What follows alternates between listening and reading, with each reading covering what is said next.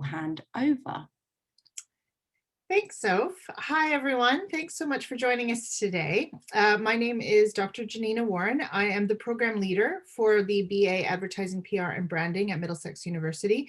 I'm a senior lecturer in advertising and promotional culture, and I've been at Middlesex for 5 years and very proud to be the program leader for this degree. It's a very exciting degree, very creative, and really it's all about making sure that you graduate with not only skills that you need to be able to get into industry and get the kind of job that you want, but also that you develop the confidence and the ability to sort of put yourself out there, whatever your career goals and aspirations might be. And that's why I decided today to do this lecture about self-branding to stand out, which essentially is going to be all about, what is it to think of yourself as a brand, and what kinds of things do you need to kind of consider when you're starting your career and you're really getting out there and you're starting to meet people and you're starting to think about how to develop yourself as a person, and how do you stand out from the crowd when it comes time to actually building your career, getting that first job, moving up in the world.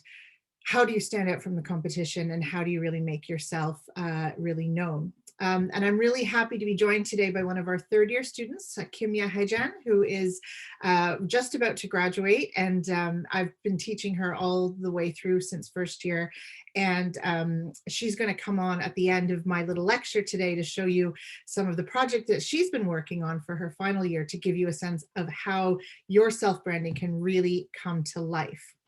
I'll be happy to take questions at the end. I'm going to talk for about 20 minutes. Kimya is going to come on and talk for about 10 minutes after that. And then we can be very informal and casual. I'd love to hear more about you, what your plans are, and certainly answer any questions you have about the program or about Middlesex in general. But this lecture is a little bit, as we call it, a taster. So I teach on the program at all 3 years. I teach first year public relations practice. I also teach a second year module called promotional culture, and I teach a third year module called place branding and international diplomacy. And some of these things that I'll be talking about today are integrated into all of those modules. And I'm probably going to introduce a couple of concepts that might be new, or might be foreign, might be really novel to you, but that's cool because it just means that you've got, lots to learn, and you'll be able to pick up where we leave off from today into integrating all of this learning into your actual degree when you come and join us. So self-branding to stand out. First, I'm going to talk about what is self-branding. How do we actually get to this point where we think of ourselves as brands? Then I'm going to talk about the actual challenges that really relate to the digital environment. Now, obviously, here we are in the digital environment. I know that probably most of you live online to some degree. Our lives happen online, and we need to consider the consequences of that. And then I'm going to talk a little bit about what can you do now, even to kind of think about how to be successful in developing your brand, and then a couple of key takeaways at the end. So first of all, let's talk about, what even is self-branding. I mean, if you're interested in this degree, you probably have a sense that you know what branding is, you know what advertising is, you're into promotion, you're into brands. And you might probably follow major brands, whether that's fashion brands or food and beverage brands, or athletes and celebrities. And, we're surrounded by brands everywhere in our lives. And, but you may not have ever thought of yourself as a brand. But I'm here to argue that actually in this day and age, in what we call the knowledge economy, and the knowledge economy is the sort of where we are, in that people are judged by their intelligence, their intellect, what they know. And most of the work that pays really well these days is based on your ability to translate what you know and actually put that into communication for other people. And so you're working on your computers a lot, and you're working with words and images and ideas and meaning. And the economy is essentially powered by that. Versus, let's say, 150 years ago, when the economy would have been powered by the Industrial Revolution or the manufacturing economy. This is now what we call the knowledge economy. And in the knowledge economy, self-branding is not just something that we do because we want to be social and because we want to make friends online. It's actually an economic necessity. And it's something that you actually, if you want to make money and if you want to progress in the world, you actually kind of need to start thinking of yourself as a brand amongst all of these other brands that we're surrounded by. And I really like this quote by an author, someone who actually used to work at Middlesex, Alessandro Gandini. And he actually says that knowledge work today is converging towards a digital and a freelance-based economy. And what this means is that most of the work you're going to do is going to be online, and you're not always going to have a boss. You're not always going to be working for a company. You could be working for yourself. And the gig economy and freelancing and side hustles and all of this stuff is more and more powerful and more popular. And means that, what he says is that social media has come to represent a working tool that serves as the curation of a professional image and the management of social relationships for purposes of professional success and career progression. What this basically means is that social media is not just social.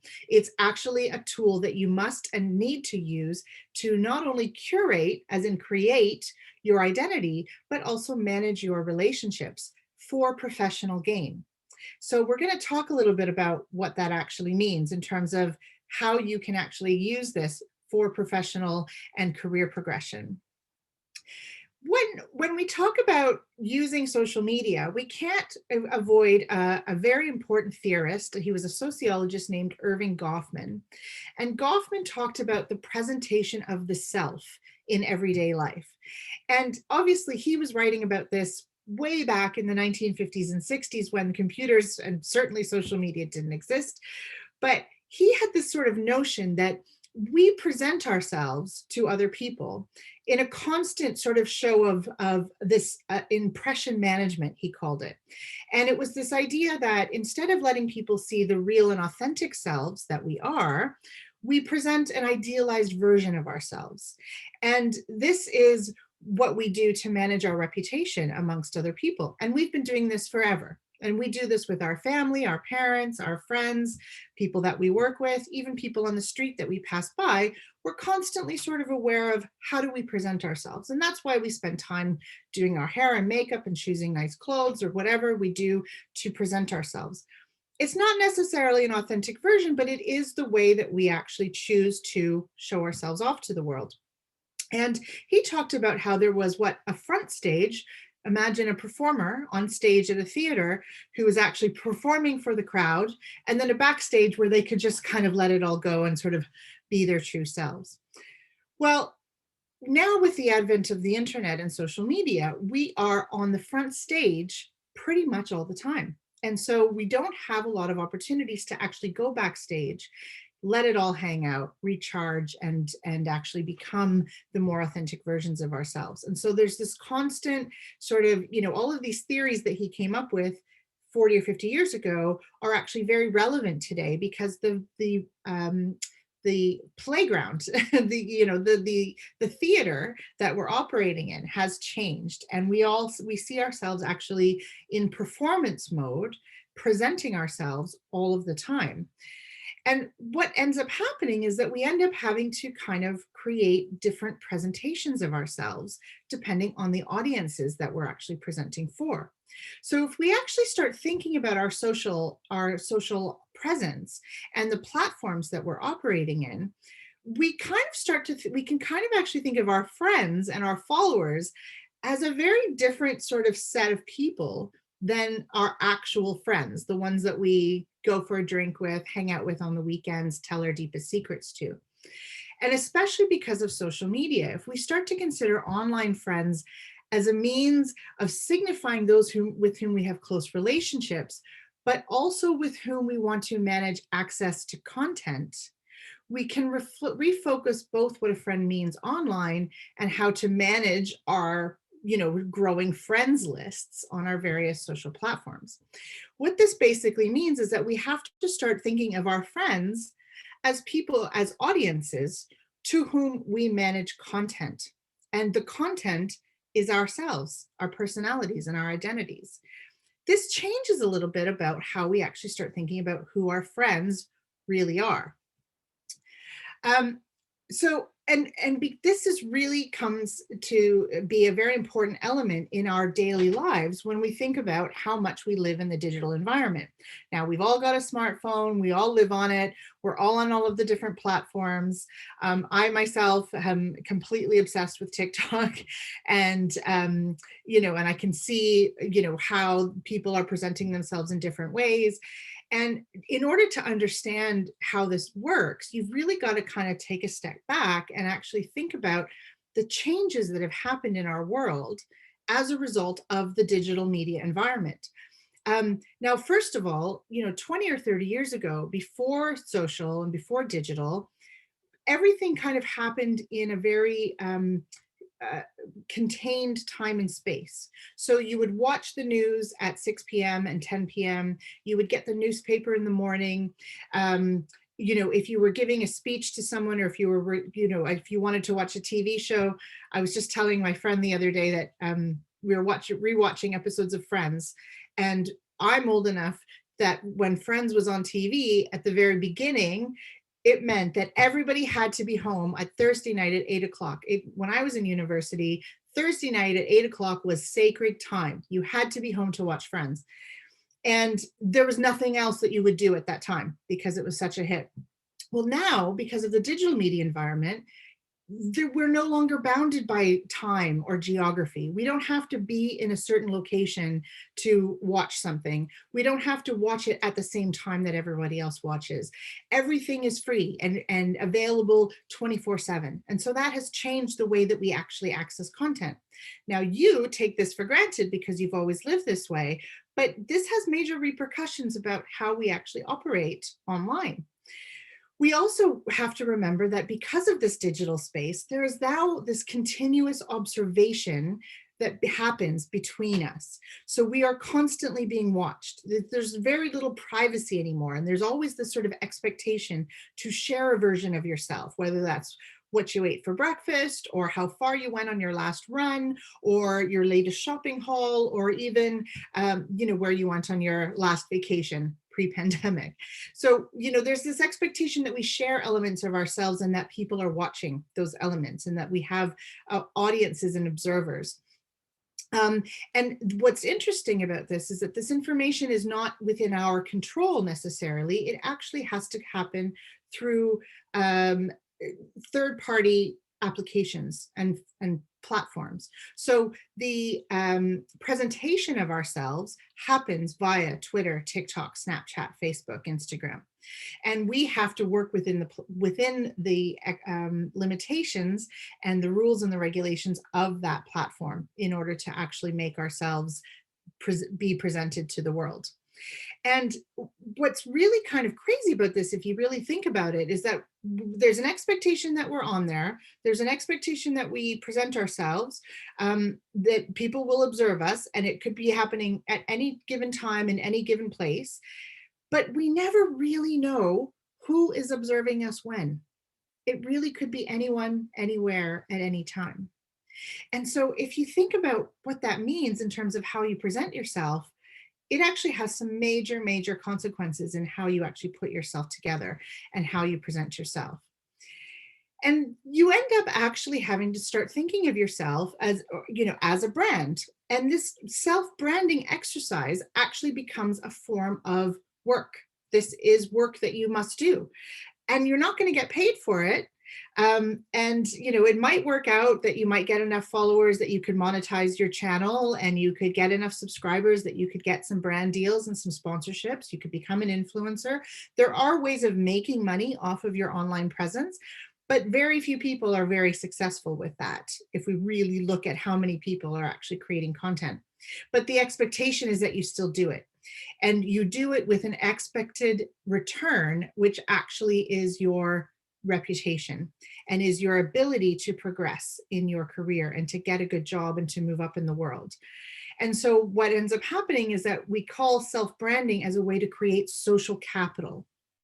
And social capital, so capital is money, right? Capital means currency. Capital is the thing that you can spend.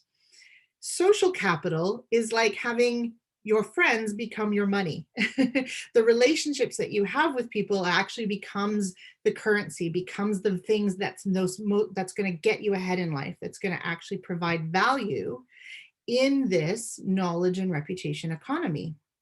So the more people that you know, the more friends you have, the more followers, the more people that you engage with, the more social relationships you manage via these platforms, the more connected you will be, the more better off you'll be, and the more able that you will be to actually have the job and the career and maybe even the life of your dreams.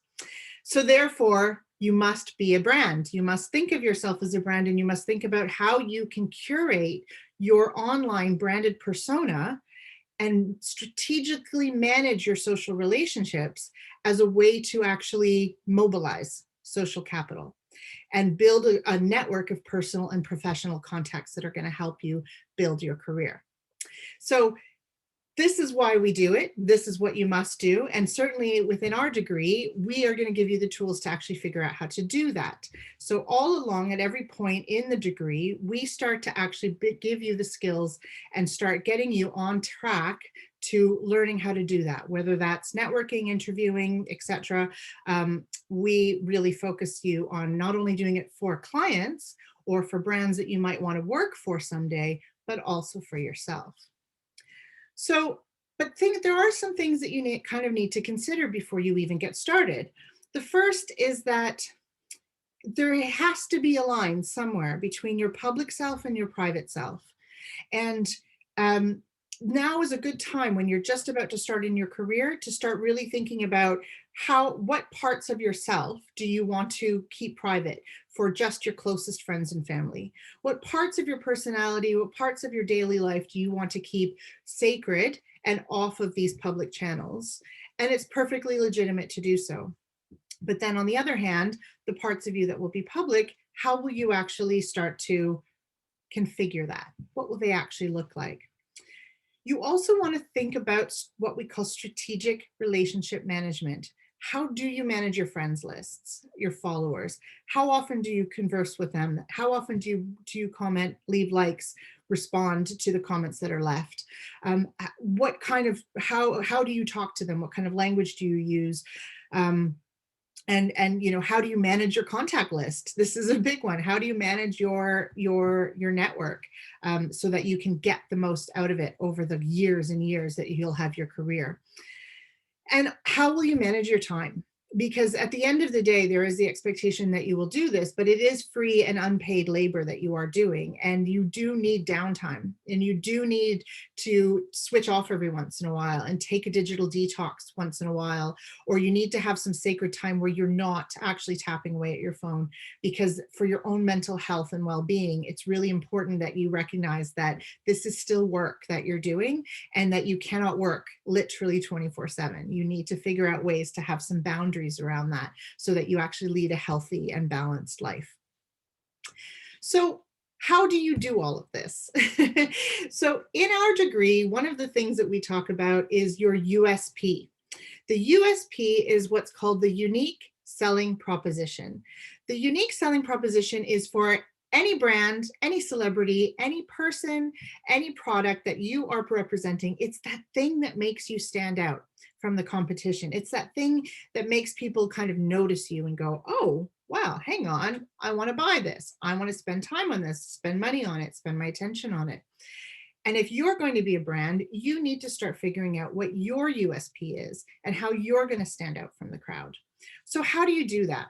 Well, very briefly, the first thing you want to do is analyze the competition. You want to know who else is out there who's kind of vying for the same kind of jobs that you are, or who has similar skills or a similar profile as you, and how do they represent themselves? How do they present themselves?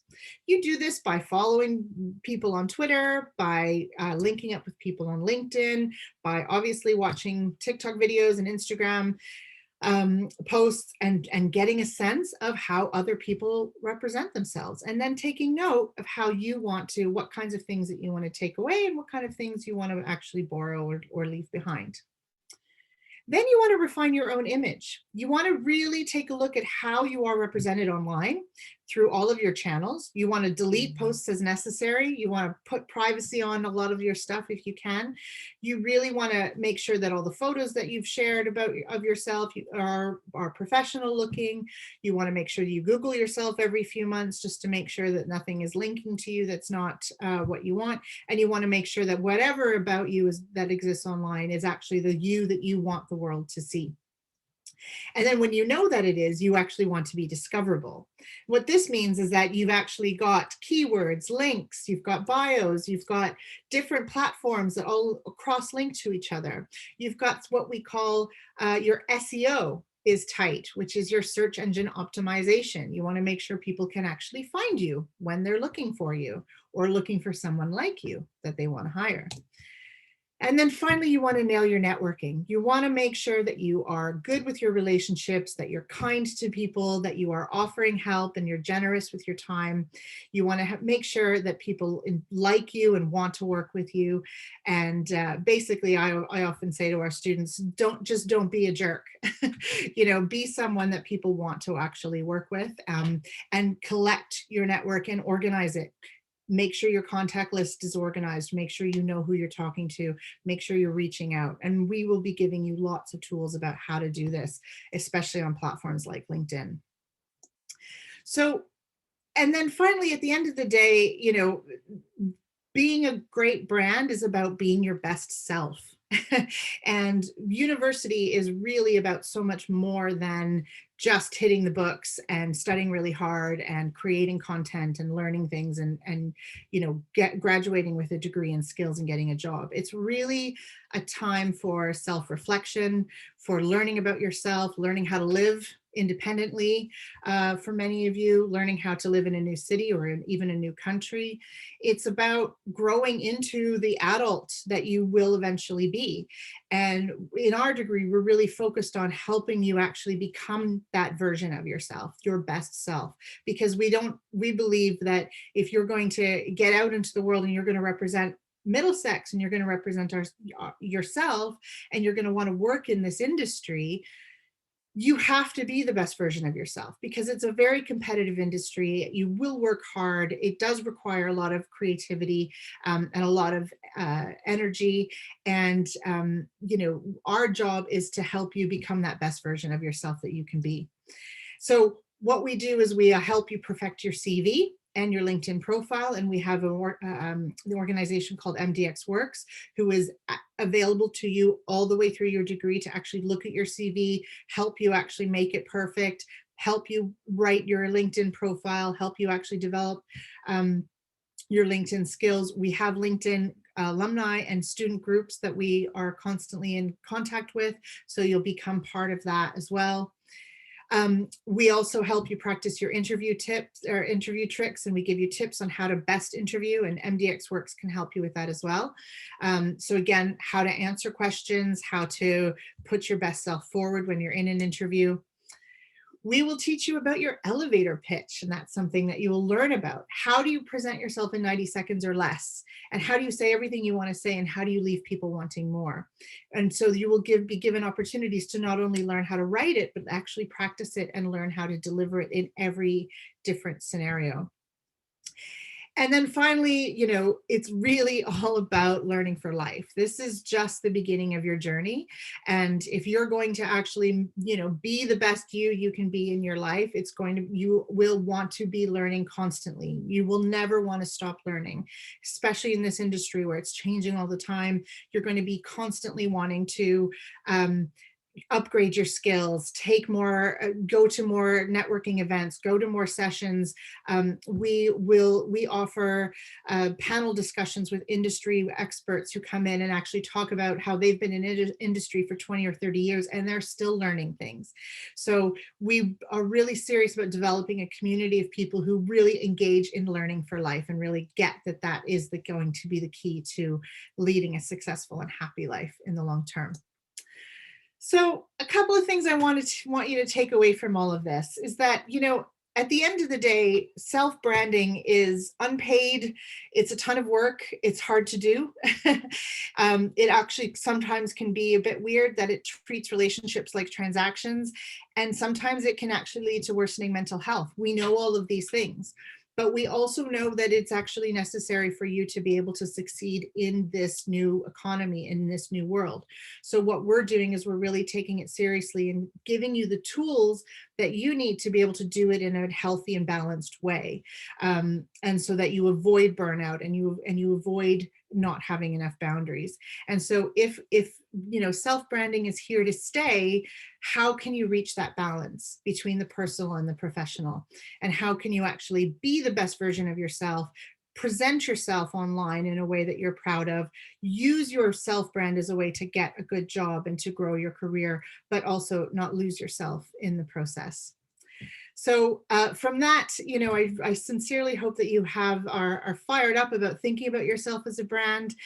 You can certainly ask me questions in this session, and you can certainly find me on various platforms as well. My own, you know, very modest attempt at self-branding as well.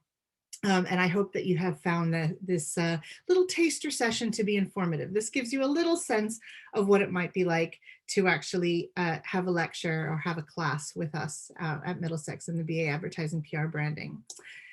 So from that, I want to pass it off to one of our third-year students, Kimia, who has, as I mentioned earlier, I have taught her since first year, and she's just about to graduate, and she joins us from the Czech Republic because this year all of our learning and teaching has been online in this type of format.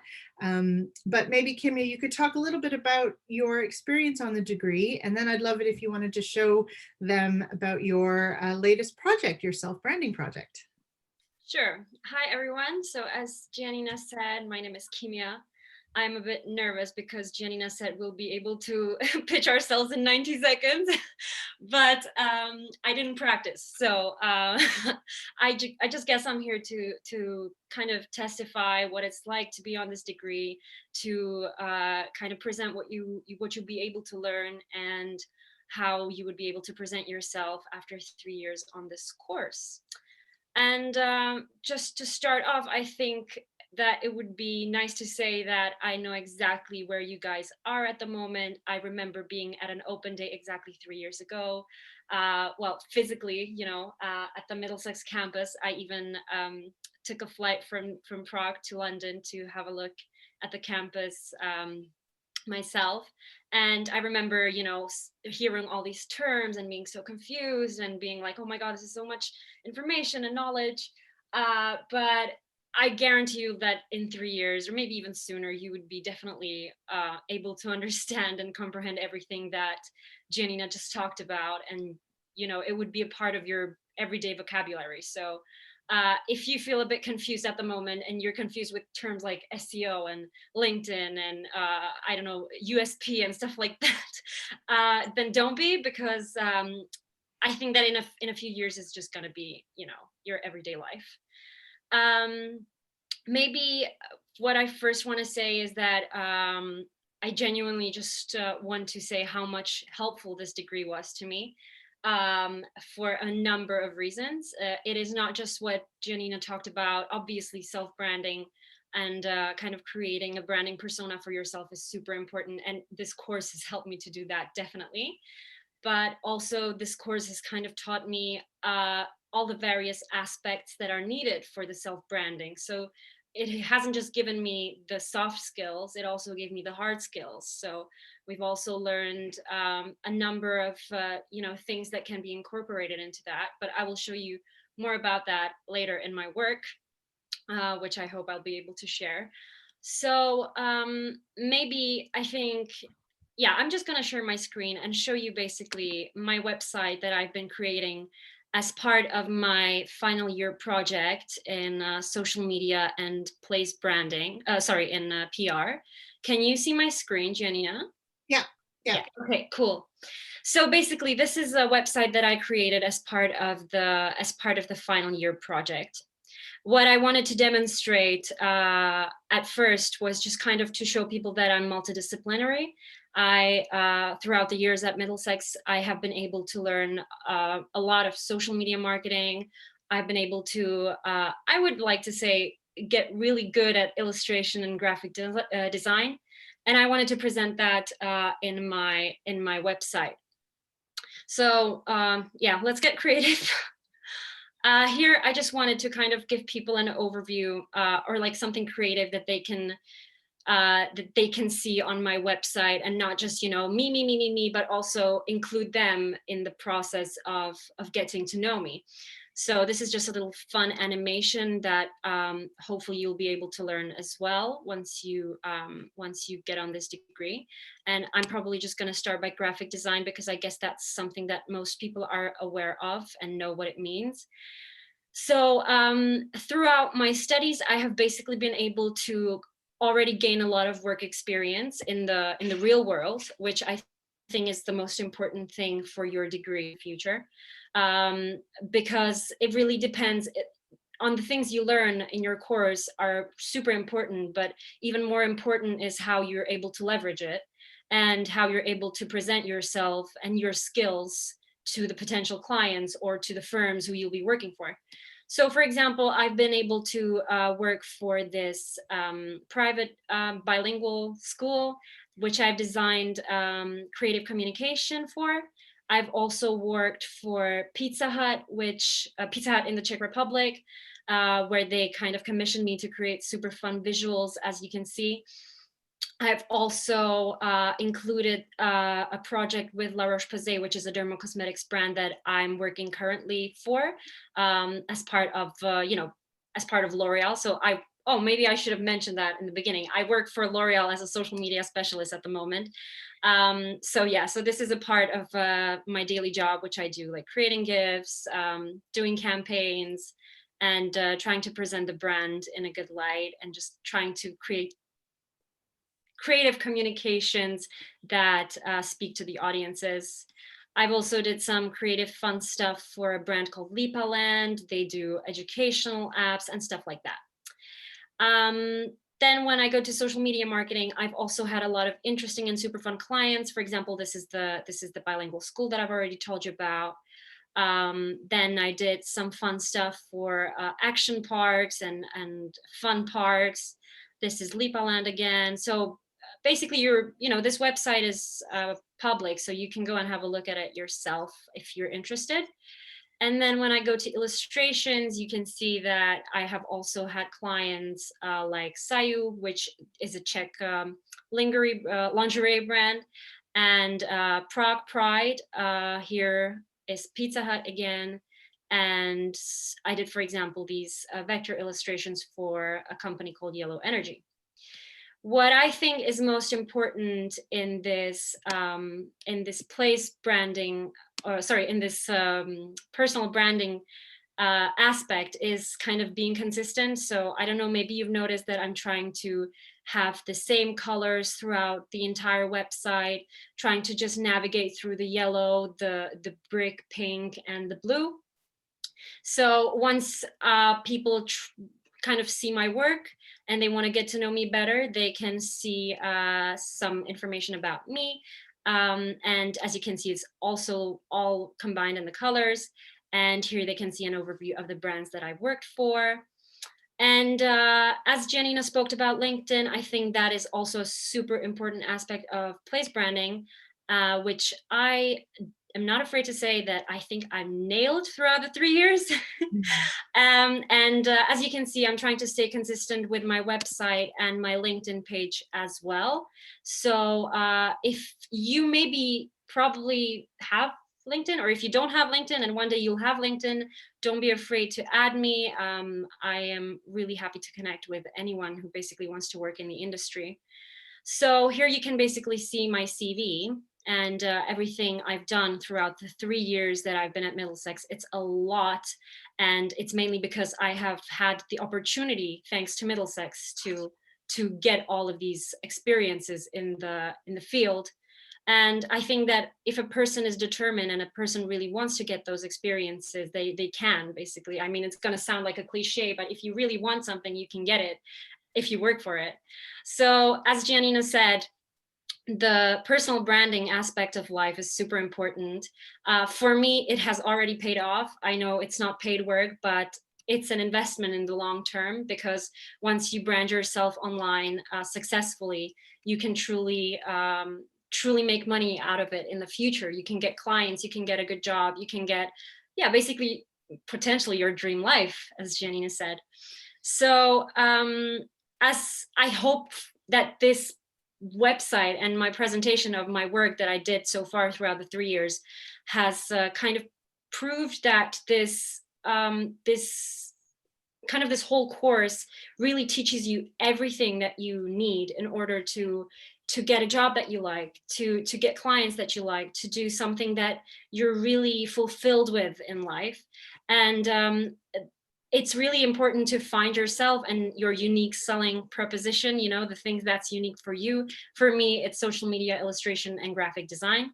And I think that for many of you, it could be something else. It could be PR, it could be, I don't know, it could be copywriting, it could be anything, basically. And this course really helps you find what you like and be successful at it in your life, if you want to and if you work for it. So unless there are any questions regarding this website, I'm going to stop sharing because I've been speaking for quite a while now. Thanks, Kimia. I mean, it's worth noting that you did land your job at L'Oreal even before you graduated. So you are now actually working, I think, full time. Yeah, I forgot to boast about that. Yeah, I am working full time as a social media specialist at L'Oreal, and it's super amazing, super great. And I honestly, I couldn't have done it without this degree, because everything that I use on my everyday job is something that I've learned in this degree, which is really, I think, not so common. People usually finish their degrees and they're like, okay, what do I do now? Or then they come and they go to the company and they're like, how do I do my job? But I think that with this degree, a person is like fully equipped to actually work in the real life industry, or that's at least my opinion. If you really want to, learn, this degree allows you to, and it gives you all you want in order to do what you like. So, oh my God, this sounds like telemarketing. I'm so sorry. You're very good. You're very good at promotion. Really, I honestly, I just couldn't be happier. I couldn't have chosen a better degree for me personally. So that's why I'm just, that's why I'm boasting about it. Sorry. And I remember, you coming in first year, and it was a big challenge. You came from the Czech Republic. You came to live in London for the first time. It was a big shift for you to be, and you really, and it was a lot of work. But you, like you said, you applied yourself and you really stepped up. And every year I saw your work getting stronger and stronger. And this project that you showed us was a culmination of this. Is, as you said, there's a module in your final year called Social Media Public Relations, Social Media PR, taught by Martin. And one of the projects that you will do and get graded on and get credit for is develop your own personal brand website. And we do that on purpose because it was a great exercise for you to go through to actually learn how to market yourself. Yeah. But more importantly, now you have a portfolio piece that you can use to launch your career. So you're not graduating with just a piece of paper in your hand. You're actually graduating with something that is very useful to help you launch your career. Or in your case, a career that's already been launched. Yeah, well, I think I just want to say thank you for everything that you and all the other lecturers have taught, because I genuinely think that it's helped me a lot to gain to get my dream job, basically, which I have right now. And I this is such a cliche, but I wouldn't have been able to do it without you guys. It's just it's just true. I'm sorry. Thank you. Well, you were a joy to teach as well. And for those students who are watching, I mean, we do have a very strong team of teachers that really are very accessible, I would say, to the students.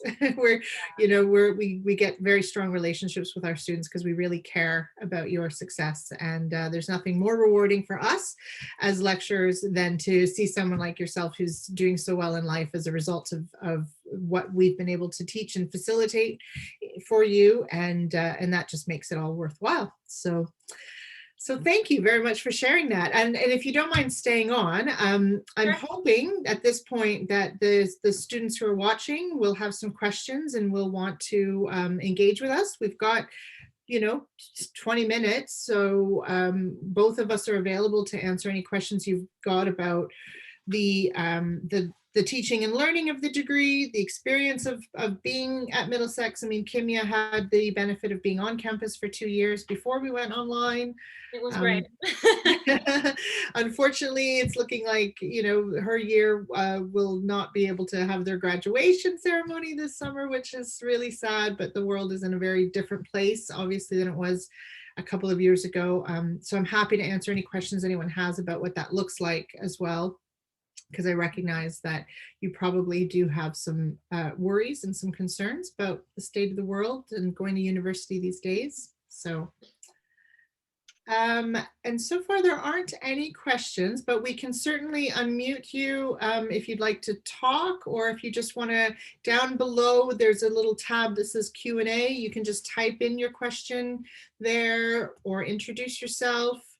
I mean, part of the first step of place branding is to literally put yourself out there and not be shy.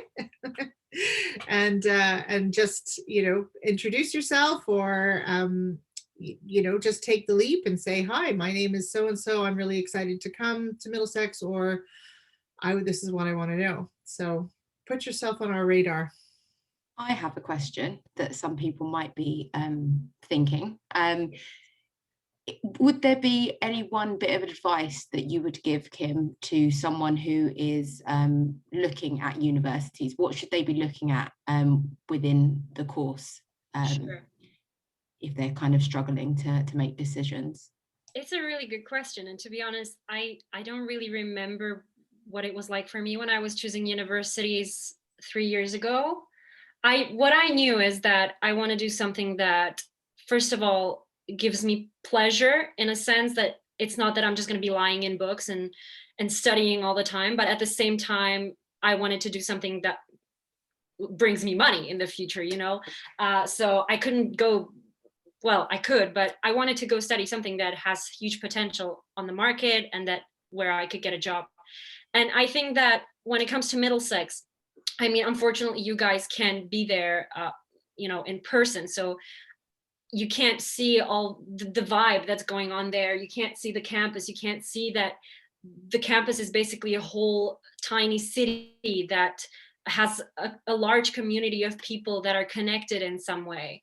You can't see the facilities. You can't see the equipment that Middlesex provides you with. So you're just going to have to take my word for it. And I think that when choosing a university, the most important aspect for you is to choose something, to choose a place where you'll be happy, to choose a place where they'll be able to equip you for your future, not just for the time you're studying. And to basically choose where you're going to invest your time and your emotions into, because it's really the most important, I would say, decision, or one of the most important decisions in your life, because it's where it takes you in the future. And I chose Middlesex because I was deeply convinced that the people there have a very individualistic approach. They know you by name, they help you if you have a problem, which I think is super important when studying. I also chose Middlesex because when I came there, the atmosphere just, it was different than every other university I've been to. It was friendly, it was professional at the same time, and it was massive but small at the same time. It was a very familiar environment for me. And I think that's basically the most important thing when choosing a university, feeling good in the space you're studying. And even if it's just online, you have to choose the people that you'll be talking to every day. And I think Giannina is amazing, even online, being able to have people's attention for 20 minutes talking straight is very rare. So I think that's most important when choosing a university. Great, thank you so much. I've got another question, actually. Yeah. So we obviously know that the world has like drastically changed, and actually how important now someone's self-brand might be in order to stand out, if they're trying to get a job or things like that. I mean, it has been covered as part of the presentation, but maybe just to kind of touch upon how the courses at Middlesex kind of set people up so that they are kind of Oh, so you mean how we were equipped themselves, online? yeah. Oh yeah, I see. Okay. Well, generally, I think that when it comes to place branding, why am I saying place branding all the time? Personal branding. When it comes to personal branding, I think that, as I said, it's most important to show off your skills. And some skills or basically most skills required in today's industry can be taught and learned online. So, for example, the most important thing for me personally was that Middlesex gave us access to LinkedIn Learning, which is basically a platform, a huge platform of courses that give you genuinely, real certificates that can be used for your real life. So for example, I did courses in graphic design, I did courses in copywriting and stuff like that. So that was really important for me when the pandemic hit.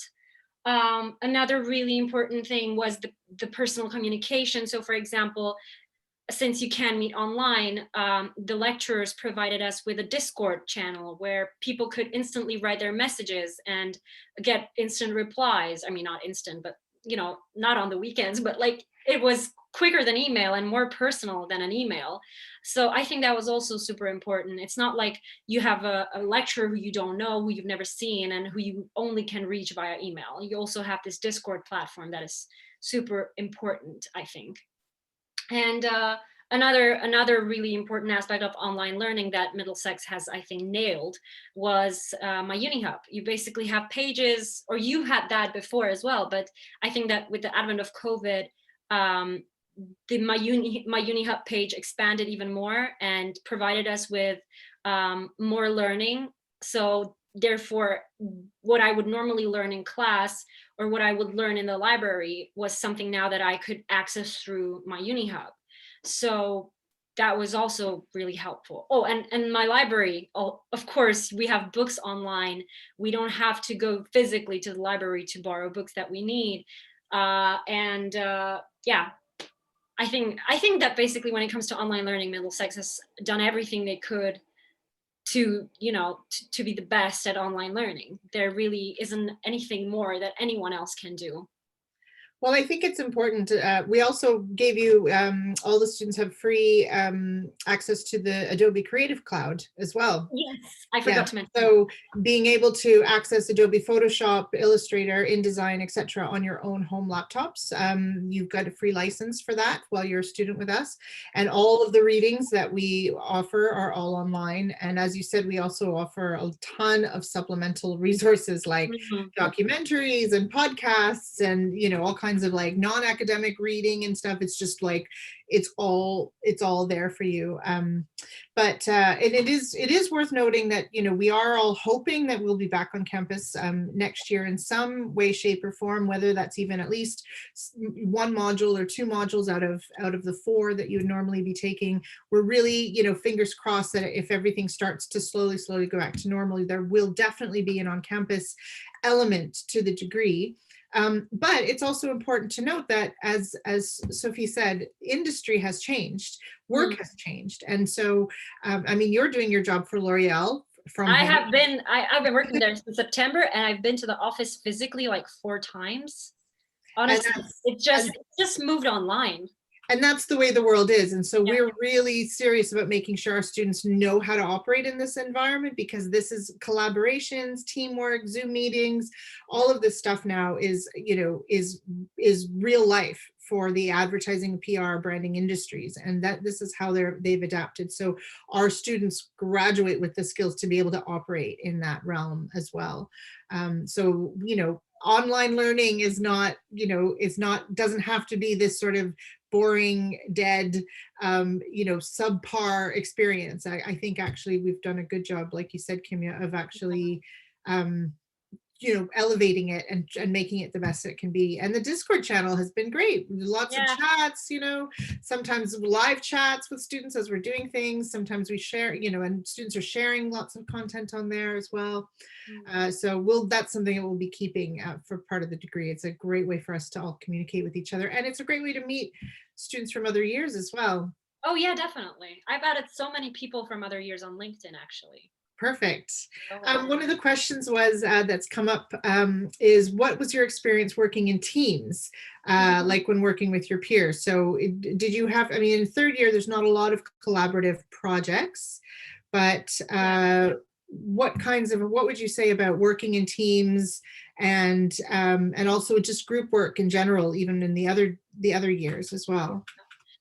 Well, I think that the first and the second year was really based on a lot of group work, actually. And I personally am an individualist. I like working alone. I like doing my stuff. But I think that this part was so important for me and my personal development, learning how to collaborate with people, even if you like working better by yourself. So the group work, or the amount of group work we had, has really helped me to even work with people in real life now. Like, I have colleagues that I don't really fancy going out for coffee with, but you have to learn how to work with them in real life. So I think this has been super important. And for me personally, the group work has been great, because I have always chosen my friends, but when we were assigned another person, which happened, I think, once or twice throughout the degree, and I'm so glad it did, I just had to find a way how to collaborate with the person I didn't have much in common with. But in the end, it was really helpful, because you learn how to work with people that are not your cup of tea. And it's extremely important for your future, because you're not always going to be working with people you like. Unfortunately, that's the harsh reality. So I found group work great. I thought that, especially when I worked with my friends, you get to know people so much better. You get to know how they work. And even now, I work with one of my classmates, and we work together in real life. He works as a PR manager in Prague Pride, and I do their illustrations. So since we've been working together since university, and now we work together in real life, we know what to expect from each other. We know what are our weaknesses, we know what are our strengths. And that's what basically working in groups teaches you, and respecting each other as well. So definitely group work was a helpful thing. And that's, like you said, that's coming from someone who did not want to. Yeah.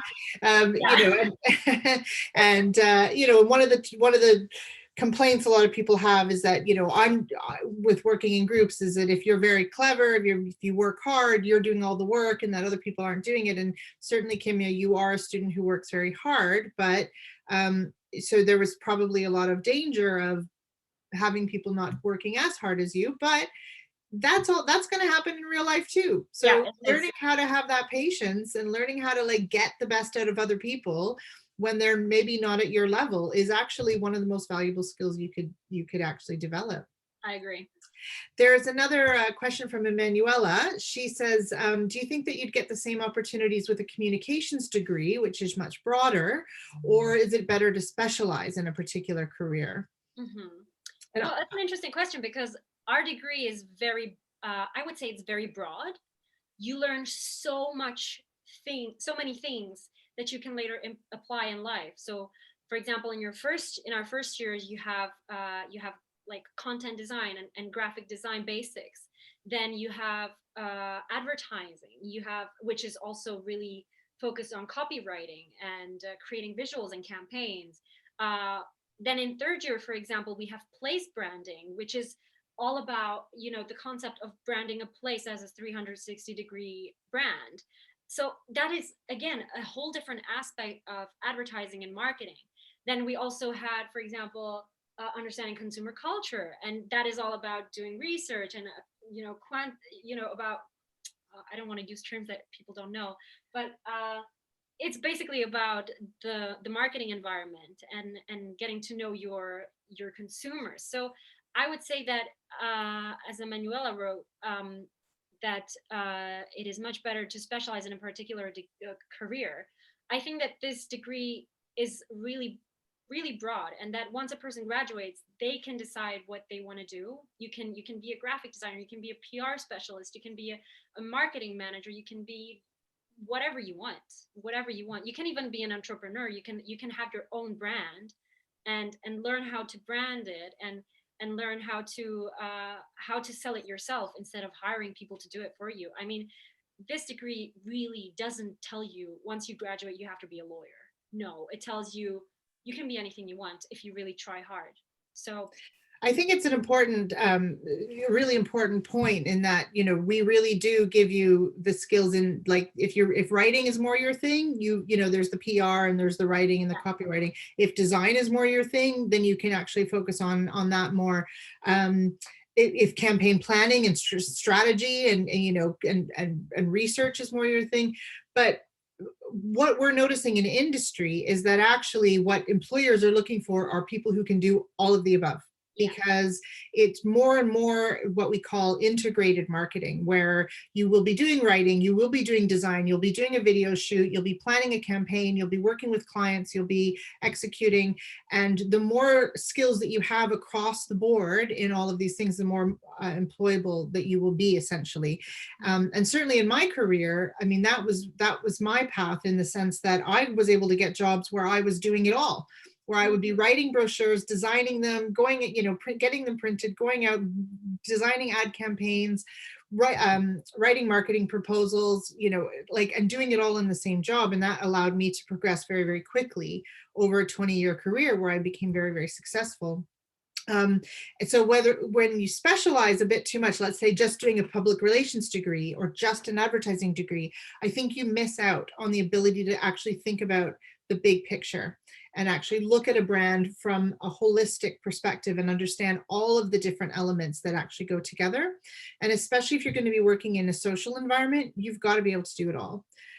You've got to be able to, you know, creatively kind of come up with an idea, shoot it, edit it, put it online, talk about it, share it, make it go viral. And all of those skills, you know, are all interrelated, but very separate. So that's why we take a very broad approach to this degree.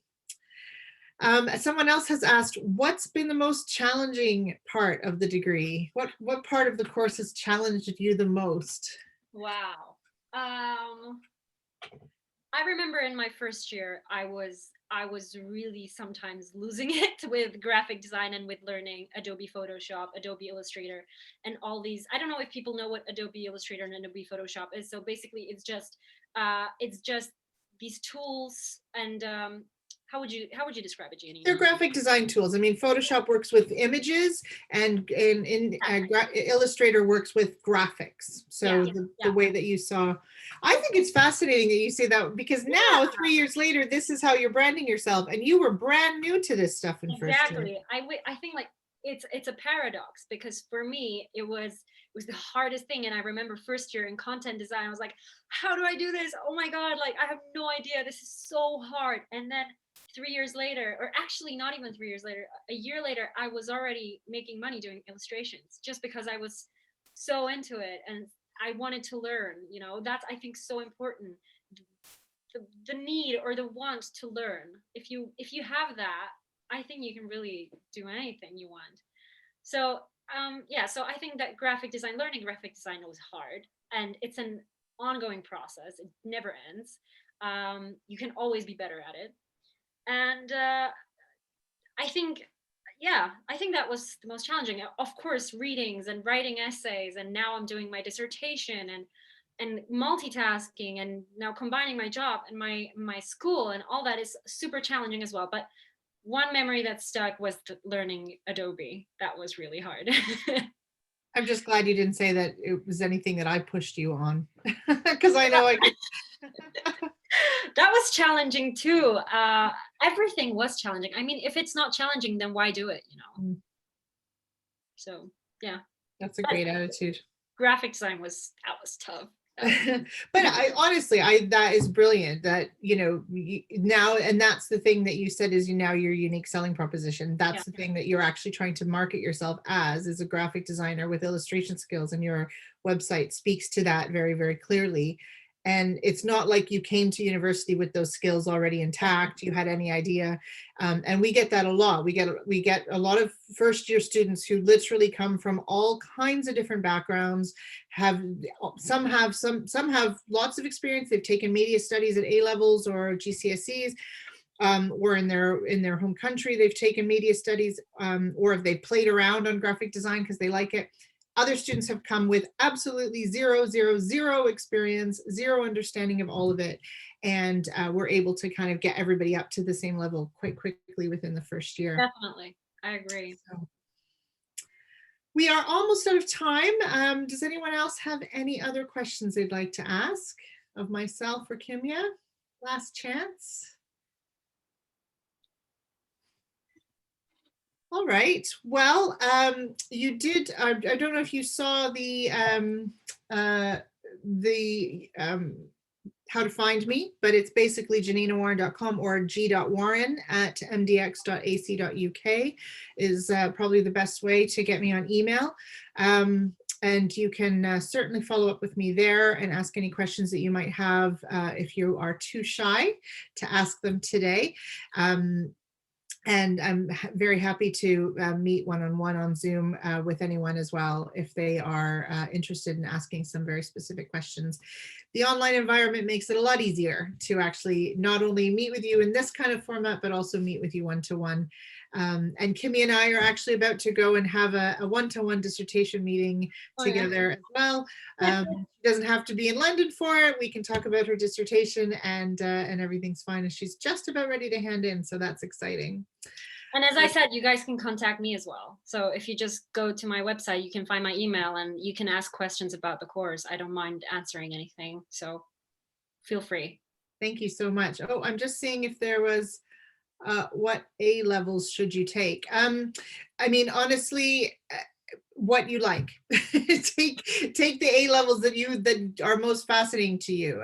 I probably would be not a bad idea to take something in media studies if you can, but English or history or politics or music. Or, I mean, what's great about this degree is that, you will learn promotional tools to work with any industry that you are the most passionate about. So we have a lot of students who really are into music, and so they want to be a music publicist or work for music brands. So they're learning how to do that. I have a student in final year who's huge into video games, and he's doing his dissertation on how to promote video games, and he's hoping to put that into a career in video games. Makeup and beauty, if that's what you like. So basically for your A levels, I would say study the things that make you happy and that you are interested in learning. There's no prerequisites that you absolutely need in terms of chemistry or maths or English or anything like that. Take a well-rounded kind of approach. Take things that are sort of a little bit different and give you a sort of a knowledge about the way the world works. Anything in history, geography, media studies, world issues, anything, religion even, anything like that is going to actually help you understand the way the world works and learn how to work within it in this type of environment is what I would suggest. Like Kimmy said, study what makes you happy, and that will ultimately, hopefully, and study what makes you happy, and then come to us and we'll teach you how to make money out of it. Exactly. All right. Well, that being said, we are out of time. So thank you everyone for coming today. It was, I hope that you got something out of this, and I hope that whether you're thinking about joining us in September, whether you're planning on joining us in September, whether it's a couple of years away yet, we certainly will look forward to welcoming you to Middlesex. I look forward to teaching you. And hopefully Kimya has given you the inspiration about what is possible in 3 short years. And I'm really, really grateful, Kimya, that you were able to come and because you can do a better job of talking about the actual experience than I ever could. So thank you for inviting me.